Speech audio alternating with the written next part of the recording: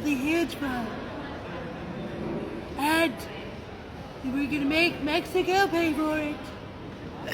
We need $6 billion. A great wall of the United States of America. And we're gonna keep the Muslims out of our country for all their weapons. A lot of bad people. A lot of bad people. And we're gonna stop the caravans and everything bad going in our country. And it's all gonna stop by my wall. The Mexicans are gonna walk up to America and see the wall and be terrified. What about Muslim ban? And we're gonna make the government shut down so I can get my money, so I can build my huge wall. I need the wall.